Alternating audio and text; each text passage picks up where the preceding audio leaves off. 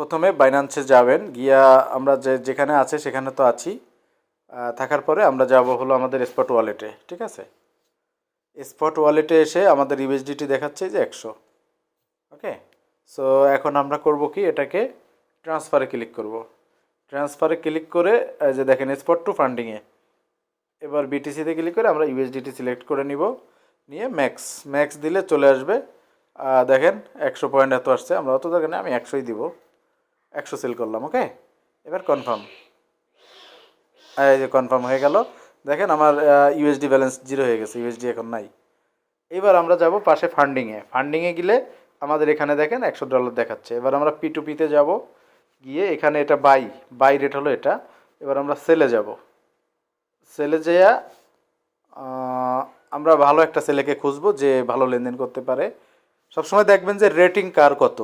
এর আছে 97.54, এর আছে 95.82, লেনদেন কম। ইমন ভাই, এর 93.68, তারপরে ওর লেনদেন হলো 593টা, এর সাথে লেনদেন করা যেতে পারে। এই মেহেদির সাথে লেনদেন করব আমি, ও 92.73 দিবে। ওর রেটিং হলো 98.75 এবং 950টা ট্রেড সে করছে, তার মানে এটা ভালো হবে, এই ছেলেটা ভালো। তো আমরা ওর কাছেই আমি সেল করব। ঠিক আছে, এই যে আমি দিলাম অল দিয়া। এখন আমরা কি করব, সেল উইথ 0 ফিস এটাতে ক্লিক করব। Please select your payment, payment method select করতে হবে। পেমেন্ট মেথড চলে আসবে, বিকাশ পার্সোনাল নাম্বার। ওকে, এই যে নাম্বারটা নিয়ে নিছে আমাদের। এবার সেল উইথ 0 ফিস। এইবার আমরা কি করব, এখানে দেখুন আমাদের কাউন্টডাউন হইতেছে 4 মিনিট 25 সেকেন্ড 24 সেকেন্ড এরকম আছে। এর মধ্যে সে টাকাটা রিসিভ করবে এবং মেসেজ থাকলে আছে হয়তো, আসসালামু আলাইকুম, অর্ডার পরিমাণে বেশি হওয়ার কারণে রিপ্লাই দিতে দেরি হতে পারে।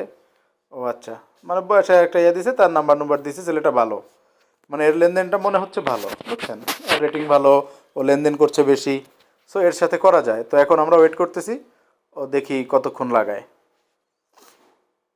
আমার মনে হয় না খুব বেশি একটা সময় লাগাবে, আমরা ওয়েট করি।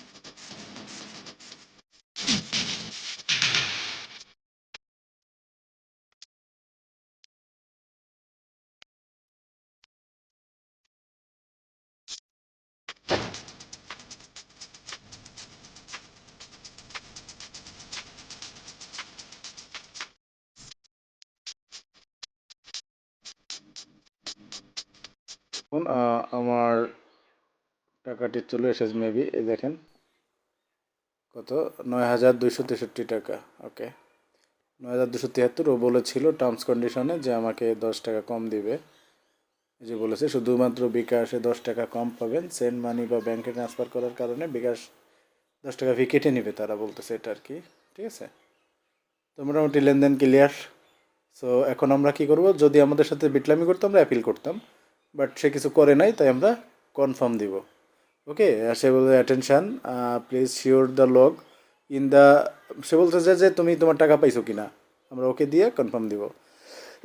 এবার একটা ভেরিফিকেশন কোড আসবে, সেন্ড দেব, কোডটা নাম্বারে চলে যাবে, কোডটা আমাদের বসাতে হবে।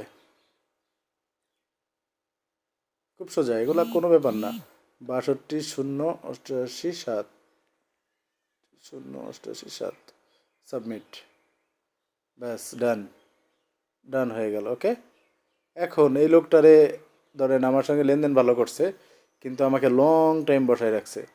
তো চাইলে একটা নেগেটিভ রিভিউ দিতে পারি, চাইলে পজিটিভ রিভিউ দিতে পারি, কিন্তু সে বসায় রাখছে, যে কারণে যদি বসায় না রাখতো পজিটিভ রিভিউ দিতাম যে সে ভালো।